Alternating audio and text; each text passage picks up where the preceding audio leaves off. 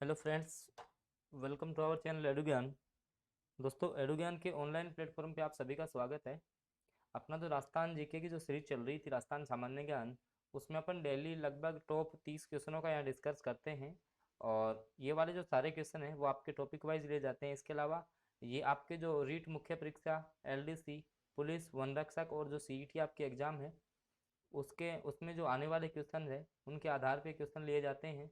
तो अगर आप चैनल पर नए हैं तो चैनल को सब्सक्राइब कर लेंगे, साथ में बेल बटन को जरूर प्रेस कर लेंगे ताकि जो आगामी जो वीडियोज़ हैं उनकी नोटिफिकेशन आपको समय से प्राप्त होती रहे। क्योंकि आपको पता है कि यहाँ पे क्या है कि एक शॉर्ट वीडियो रहता है और आपके राजस्थान से संबंधित जो भी आपके फैक्ट हैं, भाई राजस्थान जीके कैप्सूल के नाम से अपनी क्लास चलती है। तो यहाँ अपन क्या है कि अपनी जो अब जो सीक्वेंस चल रही है वहाँ अपन डेली लगभग 30 क्वेश्चनों का डिस्कस कर रहे हैं। तो ये वाले क्वेश्चन आपके लिए काफ़ी इंपॉर्टेंट साबित होने वाले हैं। और यहाँ जो क्वेश्चन लिए गए हैं वो सारे वन लाइनर के रूप में हैं, आप ये देख सकते हो यहाँ से।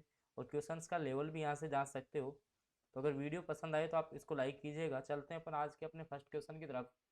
आज का जो अपना फर्स्ट क्वेश्चन है कि बात करें कि राजस्थान को कितने भौतिक प्रदेशों में बांटा गया है। तो आप सबको पता है राजस्थान को 4 भौतिक प्रदेशों में बांटा गया है। तो 4 भौतिक प्रदेश हैं, जैसे आपका थार का मरुस्थल हो गया, आपने पढ़ा होगा थार का जो मरुस्थल है। इसके अलावा आपकी अरावली पर्वतमाला है, दक्षिणी पूर्वी प्रदेश हैं, पठारी भाग है आपका। तो इस प्रकार से 4 भौतिक प्रदेशों में बांटा गया है। अब देखिएगा कि छप्पन की पहाड़ियों से संबंधित कौन सा क्षेत्र है या कौन से क्षेत्र में आपकी जो 56 की पहाड़ियाँ हैं वो पाई जाती हैं। तो आपका जो पश्चिमी शुष्क मरुस्थलीय प्रदेश है, जो आपका पश्चिमी जो शुष्क मरुस्थलीय प्रदेश है, सपोज दैट मैप से आप थोड़ा देख सकते हो यहाँ पे कि इस साइड वाला जो एरिया है, ठीक है, इसमें आपकी 56 की पहाड़ियाँ लोकेटेड हैं। इसके बाद देखिएगा अगला क्वेश्चन है अपना कि नकोड़ा पर्वत किस जिले में। तो आप सबको पता है कि जो नकोड़ा पर्वत है काफ़ी बार एग्जाम में पूछा जाता है, ये क्वेश्चन काफ़ी इंपॉर्टेंट है। तो ये आपका बाड़मेर जिले में स्थित है। कहाँ पर है? बाड़मेर जिले में स्थित है, तो इसको आपको ध्यान रखना है। अगला क्वेश्चन देखिएगा कि राजस्थान में बालू का स्तूप का सर्वाधिक विस्तार कौन से जिले में। अब देखिएगा कि बालू का स्तूप होते क्या हैं। जैसे मान लो कि राजस्थान का जो पश्चिमी क्षेत्र है, आप सबको पता है कि जो आपका पश्चिमी राजस्थान है वो मरुस्थल है। क्योंकि यहाँ का क्षेत्र कैसा है, मरुस्थलीय है। तो मरुस्थलीय क्या है, मरुस्थलीय होने के कारण जो वायु के साथ जो यहाँ की मिट्टियाँ हैं वो आकर कुछ इस प्रकार का टीले का रूप ले लेती हैं, जिनको अपन की बालू का स्तूप बोलते हैं। और ये दो प्रकार के होते हैं, आपने ये भी पढ़ा होगा कि एक तो अनुप्रस्थ बालू का स्तूप और एक होते हैं आपके अनुदैर्घ्य। जैसे मान लो कि जो लंबवत रूप में होते हैं, जो लंबवत रूप में ऐसे होते हैं उनको तो अपन अनुदैर्घ्य बालू का स्तूप बोलते हैं।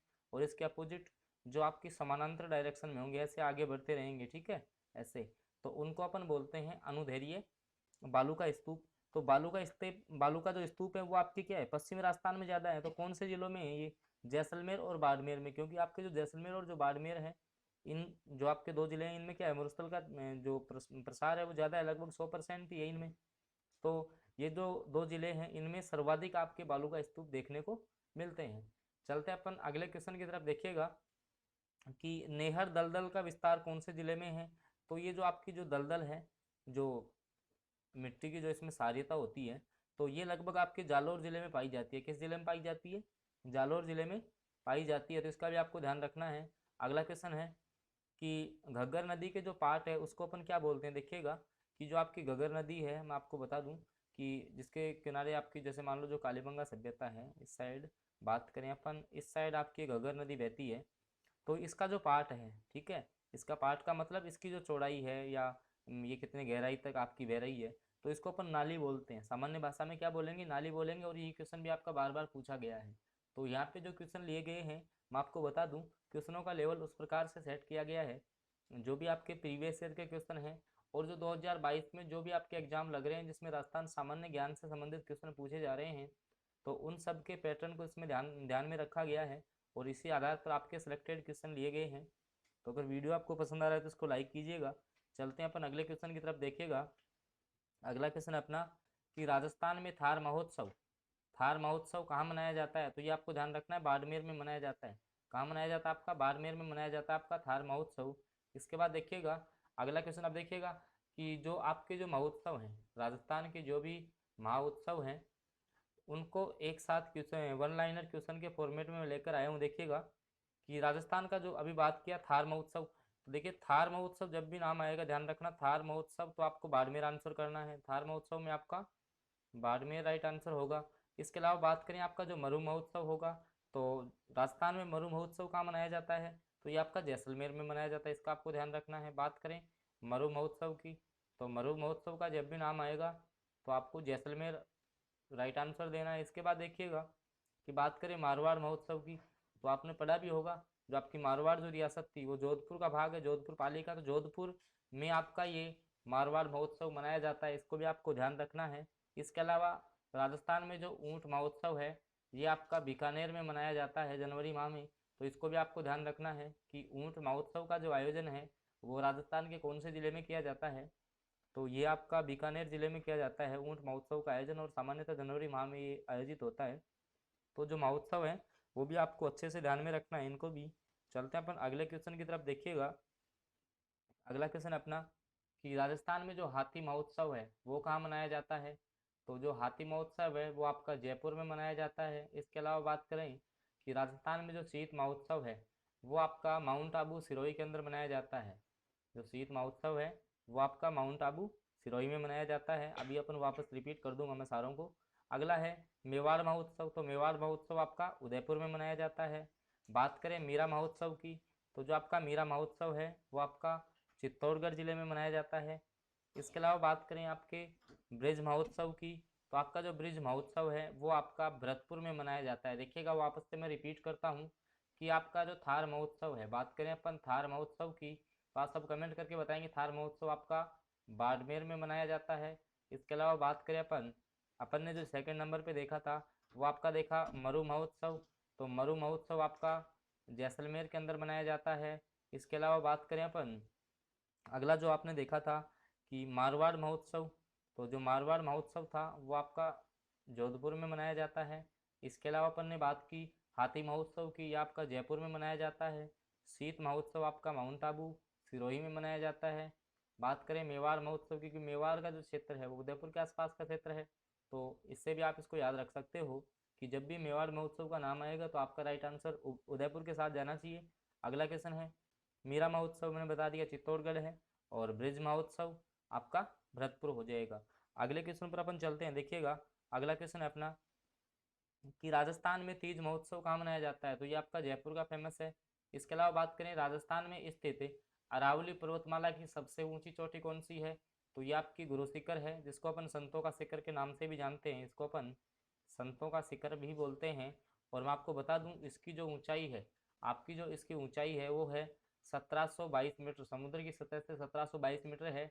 लेकिन कई बुक्स में आपको ये 1727 भी देखने को मिलेगा, क्योंकि क्या है कि इसके ऊपर क्या है फ्लैग लगा हुआ, झंडा लगा हुआ है, तो उसकी जो हाइट है वो 5 मीटर है। तो इस प्रकार से कुछ बुक्स में आपका 1727 मिलेगा जबकि 1722 है, तो इससे आपको कंफ्यूज नहीं होना है।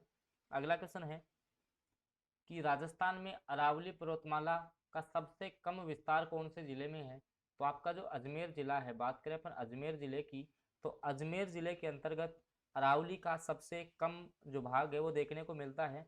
और मैं आपको बता दूं कि जो आपकी अरावली पर्वतमाला है उसकी अपन बात करें तो आपका जो दक्षिणी पूर्वी अरावली, बात करें अपन किसकी, सॉरी दक्षिणी पश्चिमी, जो दक्षिण पश्चिम क्षेत्र है उससे ये उत्तर पूर्व की ओर जाती है, तो इसका विस्तार भी आपको ध्यान रखना है। दक्षिण पश्चिम से उत्तर पूर्व की ओर है, और इसकी जो मैक्सिमम जो हाइट है वो दक्षिण पश्चिम में देखने को मिलती है, फिर इस साइड आपकी डिक्रीज होती जाती है। ऐसे ही लगातार रूप में जो आपकी अरावली है वो दक्षिण पूर्व में ही है, दक्षिण पश्चिम में ही है, जबकि उत्तर पूर्व में इसका जो बिखरा हुआ रूप है वो आपको देखने को मिलता है। तो ये बातें भी आपको ध्यान में होनी चाहिए। बात करें अगले क्वेश्चन की, तो अगला क्वेश्चन है अपना कि राजस्थान का कौन सा नगर सर्वाधिक ऊंचाई पर स्थित है, तो आप सबको पता है माउंट आबू सिरोही जो है वो आपका सबसे अधिक ऊंचाई पर बसा हुआ शहर है, तो इसको भी आपको ध्यान रखना है। अगला क्वेश्चन है राजस्थान की मरुभूमि के निम्न भागों में वर्षा काल में बनने वाली जो झीलें हैं उनको अपन खड़ीन बोलते हैं। और ध्यान रखना ये खड़ीन तो आप नाम याद रखो ही भाई, जो भी आपकी जो मरुस्थलीय क्षेत्र है वो क्या है कि वर्षा के समय जैसे वर्षा का जो जल एकत्रित हो जाता है उसको अपन बोलते हैं खड़ीन। और एक को बोलते हैं अपन प्लाया झीलें, क्या बोलेंगे, प्लाया झीलें, तो भी इसी प्रकार की होती हैं कि मरुस्थलीय क्षेत्र में जैसे मान लो कि कुछ आपका यहाँ पे जल संचय हो गया तो जो खारे पानी की झीलें बन जाती हैं इसको अपन बोलते हैं प्लाया झीलें। तो इन नामों को भी आपको ध्यान रखना है, क्योंकि ध्यान रखना राजस्थान के लगभग हर एग्जाम में जो इसके भौतिक प्रदेश है उनसे संबंधित क्वेश्चन लगभग हर एग्जाम में पूछा जाता है। तो इन बातों को आपको अच्छे से ध्यान में रखना है। चलते हैं अपन अगले क्वेश्चन की तरफ। देखिएगा, अगला क्वेश्चन है अपना कि राजस्थान में जसवंतगढ़ की पहाड़ियाँ किस जिले में स्थित हैं। तो राजस्थान में जो जसवंतगढ़ की जो पहाड़ियाँ हैं वो आपके उदयपुर जिले में स्थित हैं। कौन से जिले में स्थित हैं? ये आपके उदयपुर जिले में स्थित हैं। इसके बाद देखिएगा, राजस्थान के कौन से भाग भाग को धोरों की धरती कहा जाता है। तो आप सबको पता है पश्चिमी राजस्थान की रेत के जो इस प्रकार की जो आपको शेप देखने को मिलेगी उनको अपन रेत के धोरे बोलते हैं सामान्य बोलचाल की भाषा में, हालांकि आप सबको पता होगा। अगला क्वेश्चन है कि राजस्थान की शेखावाटी क्षेत्र में निम्न भूमि को क्या बोलते हैं। तो उनको अपन जोहड़ बोलते हैं। इसको आपको ध्यान रखना है कि जो शेखावाटी क्षेत्र है आपका, शेखावाटी में आपके 3 जिले आते हैं, ये भी आपको ध्यान होना चाहिए कि शेखावाटी जो है उसमें आपका चूरू, सिक्कर और झुंझुनू 3 जिले आपके शेखावाटी क्षेत्र में आते हैं। तो इनमें जो निम्न भूमि होती है उसको अपन जोहड़ बोलते हैं। इसका आपको ध्यान में रखना है। अगला क्वेश्चन है अपना कि राजस्थान के जालोर जिसमें कि सिवाना की पहाड़ियाँ हैं में कौन सा जो आपका इमारती जो पत्थर है वो निकाला जाता है। सबसे पहले तो आपको ये पता होना चाहिए कि जो आपकी सिवाना की जो पहाड़ियाँ हैं वो कौन से ज़िले में हैं। तो ये आपके जालोर ज़िले में है, ध्यान रखना।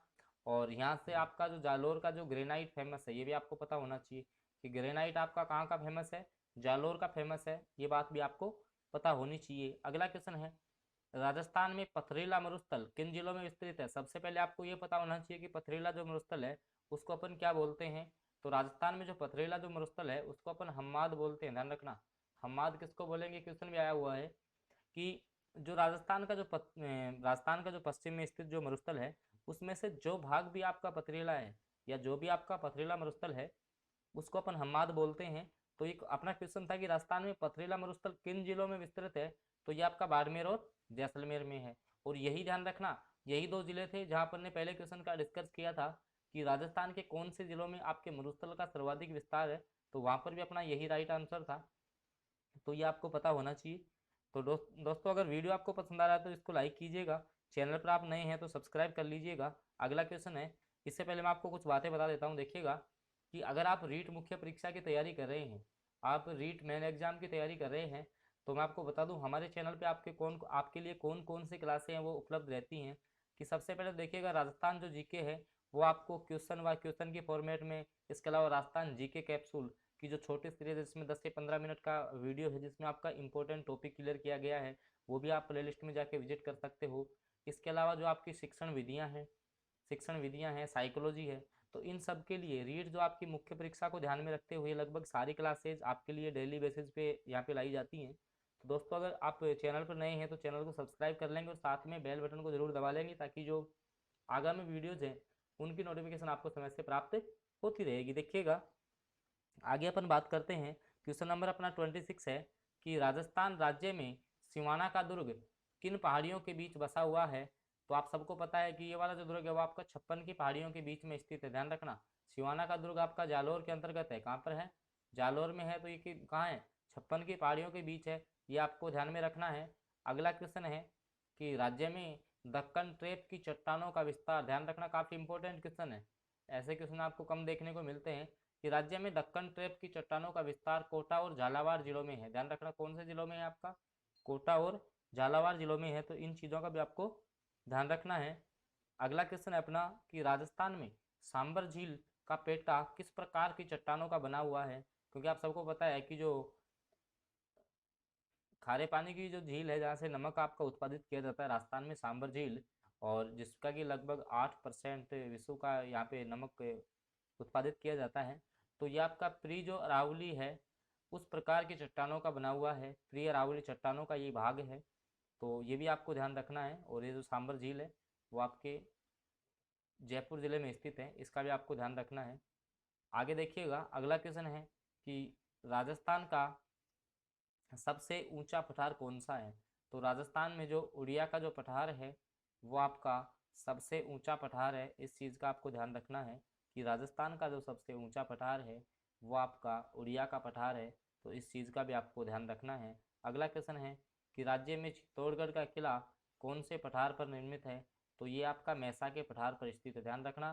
चित्तौड़गढ़ का जो आपका किला है, बात करें अपन चित्तौड़गढ़ का जो किला है वो आपका मैसा के पठार पर स्थित है। ये भी आपका इम्पोर्टेंट क्वेश्चन है, मैसा के पठार पर स्थित है। तो दोस्तों अगर वीडियो आपको पसंद आया तो इसको लाइक कीजिएगा, चैनल पर आप नए हैं तो इसको सब्सक्राइब कर लेंगे और साथ में बेल आइकन के चिन्ह को प्रेस कर लेंगे ताकि आगामी जो वीडियोज़ है उसकी नोटिफिकेशन आपको प्राप्त होती रही है।